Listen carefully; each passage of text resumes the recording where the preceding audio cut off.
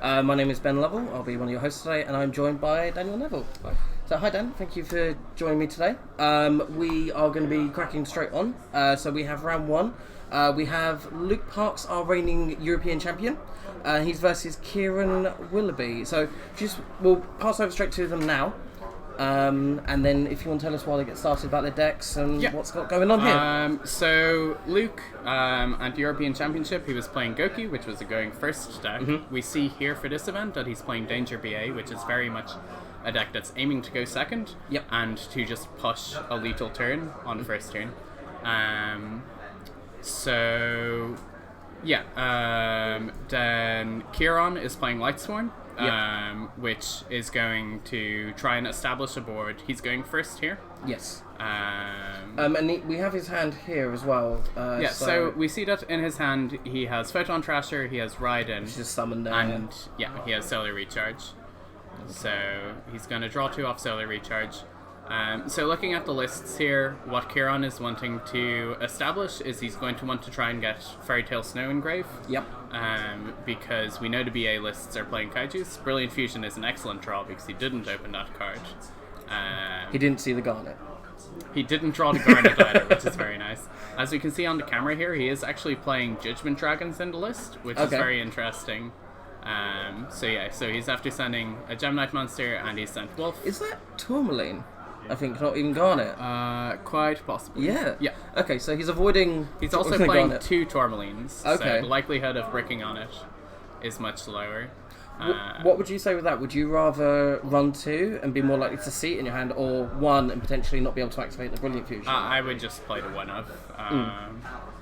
But I got the Wolf as well. I think Lightsworn is generally a deck where you're aiming for very high variance. Yep. So with those kind of decks, I would always prefer to just go for like a more kind of like Feast or Famine list. And so I'd only play a single copy of the card. Yeah. Because you need to have enough starters, which he seems to have here. You want enough active cards in the hand that are working. Yeah.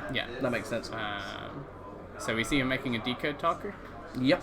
I thought he was making XE summon. I was wondering what's going on, but that's fine. Decode Talker is fine here. Yep. But we're going to see Parks has an Orbital Hydrolander in hand, which doesn't target for its destruction ability. Yeah. So Decode Talker isn't really providing much protection here in this matchup. We don't see Snow hitting the grave, which is not good. He has got the Mizuki engrave. Has he got any? Oh, there is a Snow engrave, I think. I saw one just there. Oh. Now Luke has a Kaiju in hand as well, doesn't he? Yeah, so I think he just drew a Hydrolander for turn. So he has a Kaiju, he has 2 BAs, and he has a Jackalope, and then he has double Orbital Hydrolander, I believe. Okay. So I'm pretty sure he's able to push through this board here. Yep. An interesting thing with Luke's list is, so this is the same BA list that we've kind of been following since UK Nationals this year. Yes.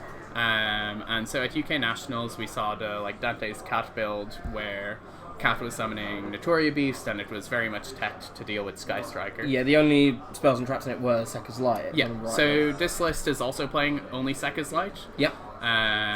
In terms of spells and traps, because the card is absurdly good. Yeah. And then Hydrolander is enabled because we're able to cut down on Burning Abyss monsters by adding the new danger cards. Yeah.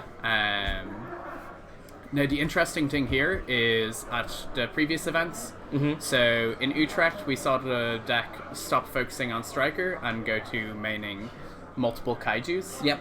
And then at London we saw it change slightly again and introduce Danger Jackalope and Danger Tsuchinoko. Yes.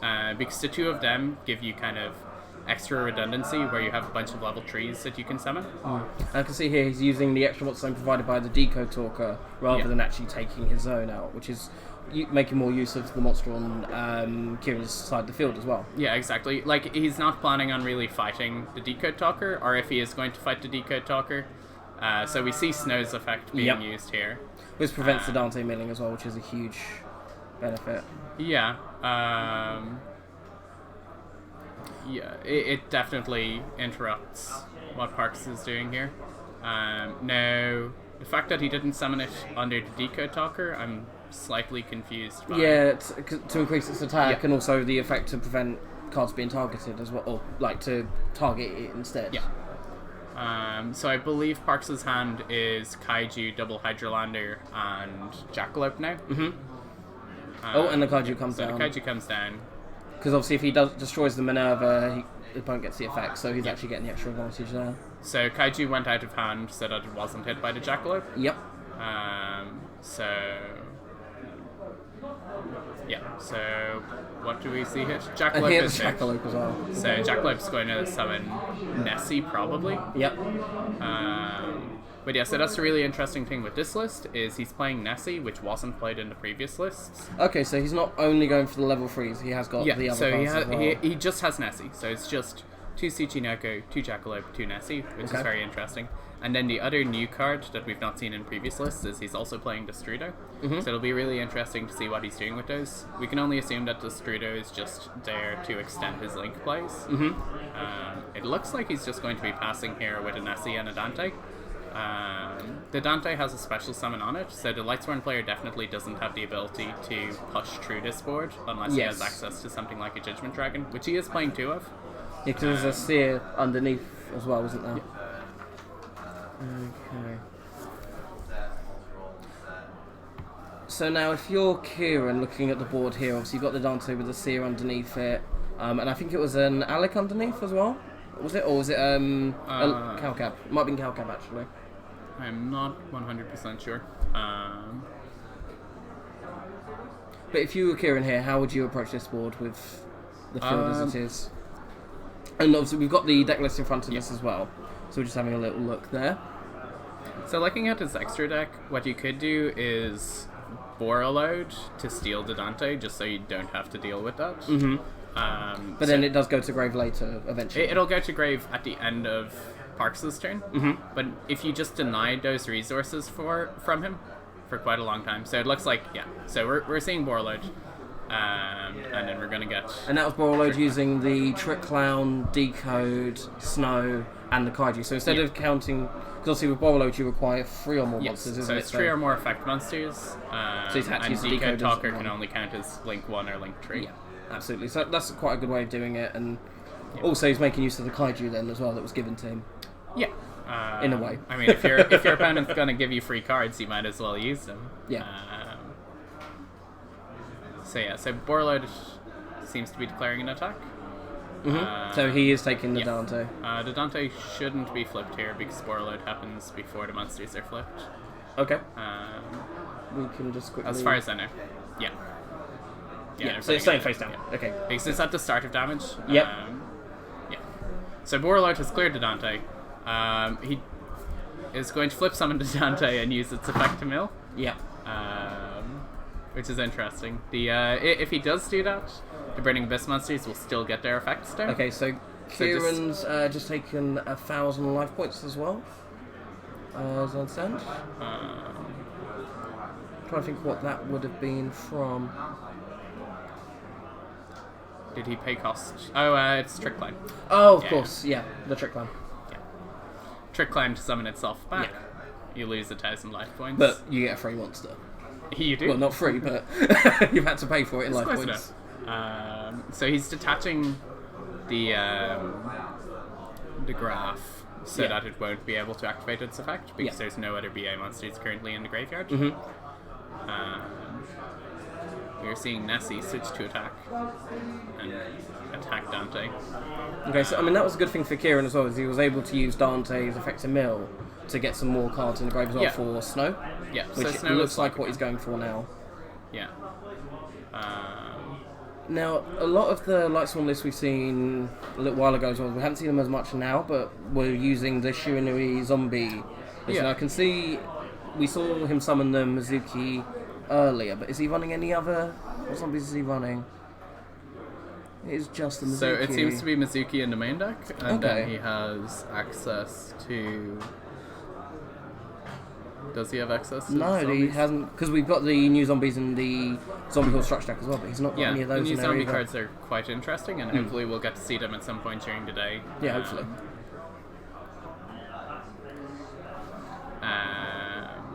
So we see a wolf being milled. Wolf is summoning. So Kieron hasn't actually applied any damage yet. He's checking his Trick Clown and confirms that it has 0 attack because it's summoned by its effect. A really cute thing with Trick Clown is it doesn't have to summon itself, it's just any perform mage in the graveyard. But it always sets the attack to 0. So. I remember way back when I used to play the deck, something I quite liked doing was with Hat Tricker. If Hat Tricker was on the field, you didn't take the life point damage from the monster summoned by the Trick Clown if it was already there, and then with Bulb you could make Notoria Beast. Yeah. So I think we're seeing a Trishula here. That's fantastic. So Trishula is really good here because it also can let him deny the Orbital Hydrolander. Oh wow, and if he hits the Hydrolander as well, that's going to be... I think clearing the monster here, so Dante is on 25, right? Yeah, this should actually be game, I think, actually. Yeah. Because we've got 3,000 with the load. Unless Parks has something in his hand. I haven't seen anything so far, so this might actually be game 1. Which is really, really interesting. So we definitely, looking at the lists, Borreload really seemed like the kind of match decider. Yeah. And again, it is weak to Hydrolander, but... I mean, I understand why Luke went for the Minerva with the Kaiju, but do you think maybe it would have been wiser where he didn't have the out to have gone for the Borreload instead? I'm not convinced. Borreload is a really strong card, but if you don't know what the Lightsworn... Yeah, it's game 1 to Lightsworn, which is... Oh, I'm happy. Yeah? Because that's definitely a deck that I favour and I have very fond memories of. Yeah, we'll have to see if the Lightsworn list can keep up the pressure here. So, like we said, there are a few cards missing from the list that we would normally expect. Yeah, I noticed there wasn't a Cyframe Lord Omega. Yeah. I was very surprised by that. Luke doesn't know that. No. So he's still going to be playing around what he would expect from the Lightsworn list. Yes. We see the Artifact Lancias being considered. Lancia is really interesting because he can discard it to deny Snow's ability. Yes. But it's only... This is the interesting thing about Lancia, is it's not in both players' hands, if I remember rightly. It's during the opponent's turn. Yeah, so what's good about that or it's not so good, I should say, is that for Luke, if it's Luke's turn, he can't deny the Snow effect. Yeah. So Snow will still happen. He can all it will do is it will prevent Kieron from establishing a bigger board. Yeah. But there is some drawback to the card. Yeah. It also can interact with Trishula. Which is pretty good. I don't think it's something that will come up, but it's cute. So the BA deck is definitely more favoured towards going second. Yeah. But under the assumption that the Lightsworn player is playing cards like Omega, it might be that Parks will decide to go first, just to make sure that stuff isn't hit out of his hand. Yeah. And kind of make sure that he's able to establish a board.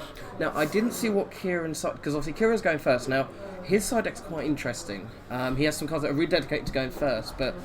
I mean, some cards I think like Imperial Order or Eradicator Epidemic Virus would be more suited to something like Sky Striker, and we probably won't see in this kind of matchup. Yeah, so Kieran's side deck seems very much geared towards decks like Sky Striker. It's a very diverse side. The cards that I would expect to see him bring in, he has Pero Cerberus, where if he's expecting to be made go first, he can at least play that, so that if it goes into the grave, he can attempt to stop kill turns from Isn't the that if player. you take damage, you banish it, destroy a card? Yes. It's been a while since I've read... I think I played that in Shadol once, and that was about it. Yeah, it was played as an Urge target in Shadol. Yeah. And then the other card, he's playing one Electromagnetic Turtle, which was also played in Shadol.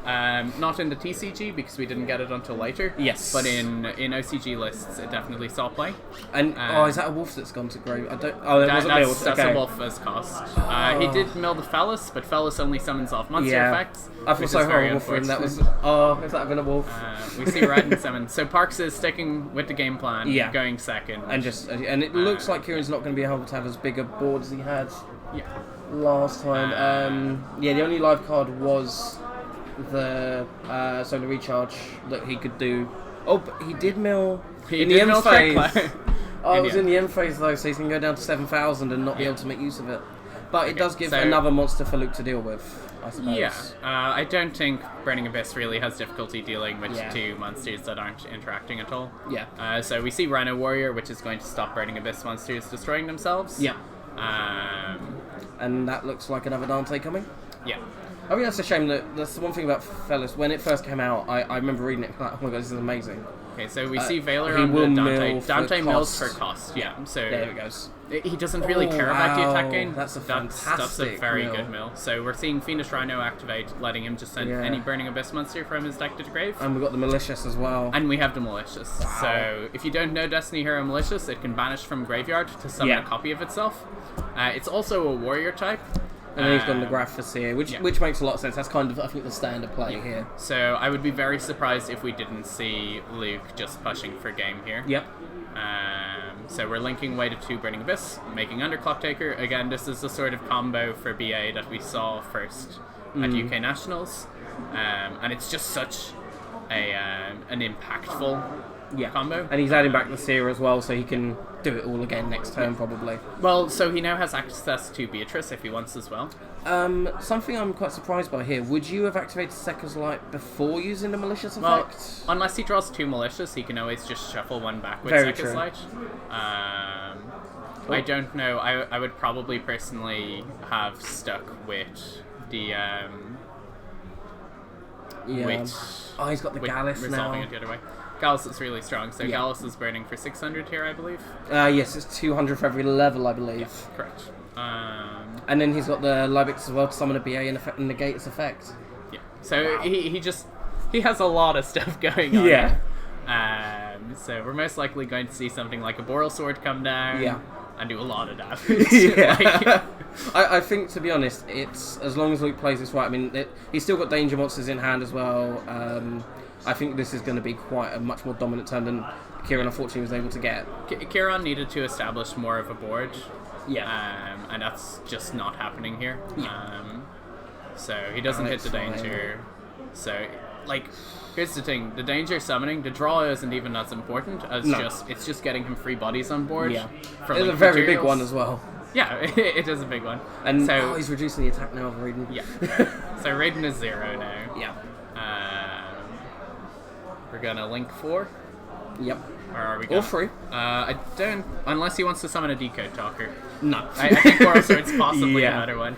I would consider summoning the Boral Sword into the other extra monster zone because the Dante and the Gallus aren't gaining anything from being pointed to by The it. Dante may become a Beatrice though. That's the only thing I'm wondering. It would just there it jump is. across to the other Yeah. extra monster zone. That's very true. Just saves time, I guess. Yeah. But yeah. So Beatrice can summon by sending a Burning Abyss from hand to grave. So yeah, that is very And much the Hydra Land is game on now there board. as well. I don't think there's anything Kieron can have unless he has a turtle in graveyard, which we haven't seen. I haven't seen. I don't think I saw Snow get milled. Yeah. We'll go to Dante. He's lost both his Blackluster soldiers, which is a shame. But I don't think it's going to make too much of a difference. We're not getting another turn. No. here. Yeah, and there we go. Kieran's unfortunately skipped So out. I think he had 2 snows in hand there. That's a shame. It's the problem with the Lightsworn deck, Yeah. right? I think he drew those as well. 'Cause if I remember rightly, we have the hands here. I don't think he actually opened with the snow. I think he drew both of them from the Solar Recharge. I think that's a snow. No, he drew both the snows from the Solar Recharge, which is just the unfortunate thing with the luck of it sometimes. Yeah, you know? so the Lightsworn deck and the Burning Abyss deck have similar strategies in that they're both trying to like load up the graveyard. But what we see here is that Lightsworn, the current builds are not as consistent as the Burning Abyss. Yep. So like I said, with the Danger Engine, and with the fact that every single Burning Abyss monster can just be a card that says special summon this card, you're pretty much always able to get into Dante without too much effort. And so it means that the Burning Abyss deck has like it has much it's more easier consistent. time getting into what it wants to do. It used to be that the Burning Abyss deck was like super consistent but had a very low ceiling. Yeah. But now that we see it moving towards kind of a Highlander style deck where it's having very few copies of cards, we're seeing the ceiling massively increase. Yeah. The As key well cards, as the attack. Yeah, exactly. So like the cards Boral Sword Dragon and Orbital Hydrolander just present so much damage. Like one Boral Sword plus a Hydrolander into an open board is game. Yeah. Which is incredible. Which means that I can trade resources. Yeah. somebody in chat pointed out that Veiloring on the Rhino Warrior would have been really impactful. I don't think it would have, to be honest. The only reason I say that is because he still had the danger monsters. Yeah. So there's potential that he would have just summoned a danger. I mean, he wouldn't be able to reveal a Burning Abyss monster, but at the same time, I don't think it would have changed it too much because Kieron Stone wasn't as impactful. I mean, that then comes down to, are you going to play not to lose, or are you going to play to win? So there are scenarios where just Veiloring the Rhino Warrior would end Parks' turn. Yeah. No, it's unlikely. Yeah. But again, the deck is between 10 and 12 Burning Abyss monsters. Yeah. So there are possibilities for hands that are just like 3 or 4 BA plus like double BLS or something. And the thing as well is Kieron didn't get to see too much of what Luke had game one. It was very... He didn't see the Hydralanders, if I remember rightly. Oh, he might have done through the Trishula, but at most. Yeah, but I mean, presumably, if he's been following competitive events, then once you see Burning Abyss, you're assuming that the player is going to be on this aggressive going second build. Yeah. Particularly when they make you go second game 2 after they lose game 1. It's at that point you realise where you're at, I think, to be honest with you. And we're just drawing into game 3 now, so we should have the hands come through. So we're just waiting on the judge, Luke, who is being very helpful and getting the details over to us. So presumably we're still going to see Kieron go first here. Wow, so Luke's hand's very interesting. He's got quite a few danger monsters. I see a Storm, and that last monster there, is that a danger as well? It might be the Fabled card. Oh, yes. I'm not sure. And Kieron's hands... He's opened the snow again. He has charge, and he has Foolish Burial. Foolish Burial is going to be really good. So he can Foolish Burial an Electromagnetic Turtle here. Yeah. And... Survive. Okay, so he's actually made Parks go first. Which is interesting. I think if I were in Luke's position, I would still be aiming to go first. Just because you can try and disrupt the plays. But again, he might have brought in cards to try and interact more. Or else the idea is that he's going to try and rape the board, basically. Yeah. But I think he's going to have a tough time of it, particularly as he's not playing Whirl Sword. The best possible thing that I could think for him would be that Luke summons a Whirl Sword, and then that Kieron can set up a Borreload to steal the Whirl Sword. And then he's got it. That would be pretty good. So he's just going for the Beatrice. I noticed he's just summoning a Beatrice without going into the underclock play. I did notice the Frankotops as well get milled, so that means that Luke sided that in. So Luke may actually have thought he was going second there. I mean, I would assume I'm going second there, but I don't think it makes a massive difference to his deck either way. Like, he has the Beatrice established. He got the Search Off Scar. Like, he's reasonably happy here. It's very difficult for the Lightsworn deck to apply enough pressure here, particularly as if Beatrice is not stolen with Borreload, then she is going to summon the fusion monster Dante, Pilgrim of the Burning Abyss. Yes. Which is a fantastic monster. We don't see it that much, though. No, and it's actually quite interesting because I know a lot of Burning Abyss players have decided to cut Pilgrim of the Burning Abyss. Yes. Because in most of the relevant matchups, the Beatrice never actually is sent to the graveyard. Okay, so this is interesting. He's Foolishing Lumina. And he added Lumina off the Charge Library, so is he looking to basically just go Lumina, discard the Lightsworn into Lumina, and then do it? And he can then get rid of the snow in his hand as well. Yeah. Which will be really big, but he's got to work out how to get rid of this Beatrice. Again, the best solution to Beatrice is just gaining control of her. Well, I was going to suggest maybe, looking at his list, one option he could have is go for the Michael, and just banish it. But the problem is here comes Beatrice's other effect of actually sending any card to the graveyard. I wonder if we'll see a Fairy Tale Snow here. It's a Fairy Tale Snow! I mean, this matchup is basically decided on Fairy Tale Snow. Well, they both run it, and it's a fantastic interaction. Particularly, I think, here for Luke, where he knows Kieron's normal summon is so critical. Yes. Yeah. Yeah. Like both of the decks. Yeah. Kind of are built around the idea that Fairy Tale Snow is such a strong monster. Yeah. And that's it. That's Kieron's turn over. Yeah. So Beatrice is going to get to use her effect in Luke's turn as well. Yeah. Now the awkward thing here is if he detaches the Dante, as it stands, there is no target for Dante. No, but he can normal summon the Tour Guide first. Yeah. So he can summon Tour Guide, get a Burning Abyss. He can't link with them though.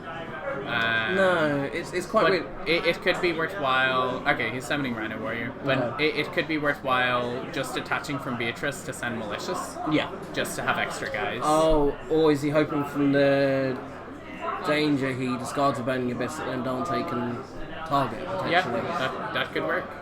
Oh, there's wow. I mean, it's not a Burning Abyss. No, but it's a very good monster. Yeah. It's pretty good. Yeah, so for people who aren't familiar with what Malicious is doing at the moment, so Destiny Hero Malicious, we've started seeing him be played in these Burning Abyss decks, and then he's also part of the Dark Warrior decks that are currently seeing play. The Dark Warrior decks try to set up number 75, Rangaminiad, yes, to lock the opponent out for a turn. Which is really interesting because up until now, Rangaminiad was only really seen in decks like Teller Knights, which took like 3 or 4 turns to get to a point where they could make Rangaminiad. Yep. Here we're going for the Malicious summon before using Second's Lie. Yeah. Which makes sense. Yeah. Well, it just takes another card out the deck as well. Yeah. And he's got 6 monsters on field. I think he's in a pretty strong place. Yeah, he can probably... Oh, he had the... okay, so you had the Firm Malicious in hand. That's really interesting, actually. So hopefully he doesn't draw it, because it would be kind of sad for him. But yeah, at the same time, he has so much value on board here. Absolutely. And that's the thing. It's the fact that the Burning Abyss cards have extra effects is kind of just icing on the cake for the Burning Abyss players. Yep. Because they're just such an efficient engine in order to link summon at the moment. So yeah, so we're just going to see him link into whatever link monster combination he's going to So he's gone for the Underclock first. Now, Underclock, as I'm assuming rightly, can't use its other effect because the monster's in face down position, but it's more just for freeing up the space. I mean, I don't know if he does, but if he has a Kaiju in his hand, then the Underclock will be able to do stuff there. We see Dante coming back. Graf and Seer doing their thing. Dante never leaves. No. He's always there. Staying strong since 2014. Yes. So this looks like we're going to see a Boral Sword. He could go for Decode Talker. He could. I don't think that would be the wisest. He can go into Unicorn first. But I think he know if it was a Snow maybe he would have, but I think where he knows it's a monster, it's not really going to be doing that much. I think at this point, like, it is kind of just going through the motions because he has so much pressure here. And even if he weren't to finish the game on this turn, I don't know if the Lightsworn player would be able to. So he is going for Unicorn here, like you said, but he doesn't get the draw, does he, from discarding? Because it's not co-links. Because Unicorns are left, right, and down, I believe? Yeah. It's been a little while, I was trying to remember then, it's been a little while since I last saw... I mean, Unicorn. I don't think the draw is terrible. No.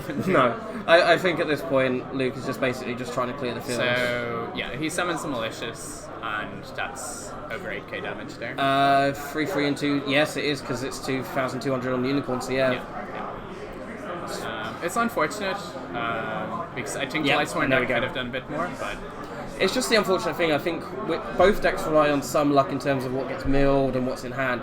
But I feel that Burning Abyss is now with the current format, the way it is, and the card pool, that Luke's is more consistent in what it goes for. Really interesting match. Again, they're both really aggressive decks. They don't really know how to play defensively. No. Well, even so, I'd say Luke had that in some sense because he just went for the Beatrice pass. So there was a way to just go, okay, here's my one monster, but it can give me any utility I want, which is a fantastic. It's a case of if you want to end your turn on a Beatrice or a Minerva, which would you prefer? Because I think I'd just take the Beatrice every time. Because Minerva has a chance of destroying 3 cards on the field, which is great. Yes. But there's a lot of removal cards that don't destroy now as well. exactly. But no, it was a really, really interesting match. So what we're going to do now is we're going to pass over to an interview with our winner, Luke. Yes. So we'll be back in just a second.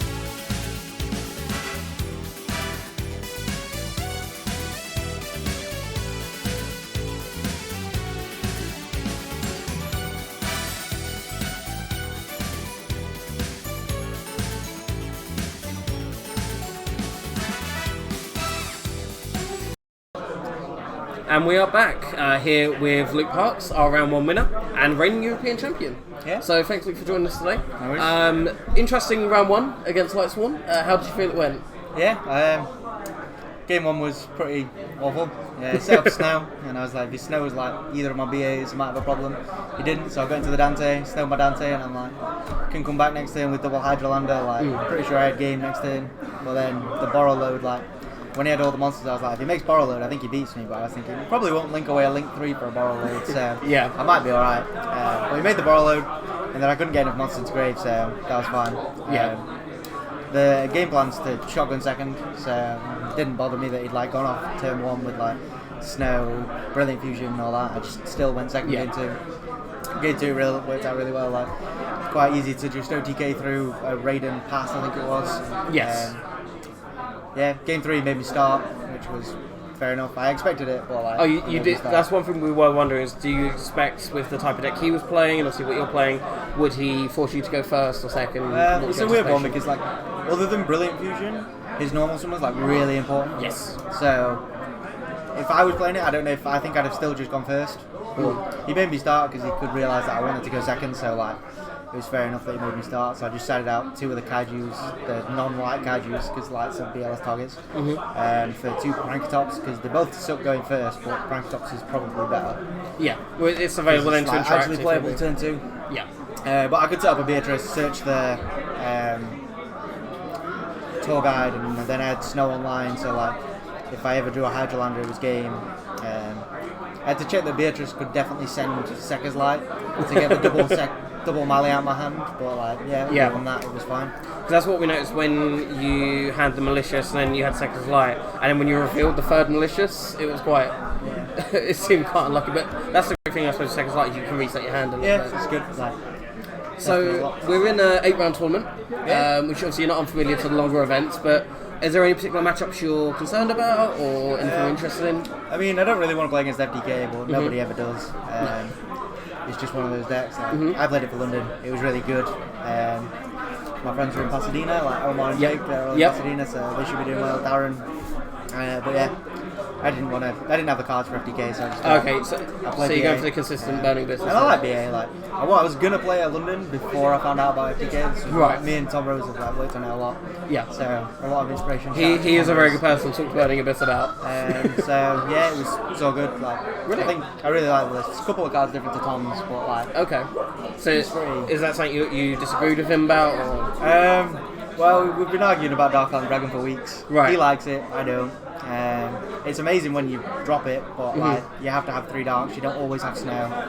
And it's just not as good as Hydrolander, but you can't play more Hydrolanders. So well, you can, but you can't because you can play Witch of the Black Forest, which searches Hydrolander. You can still summon it. You just can't use it as a fate that turn. Right. Okay. Which Tom's playing. So yeah.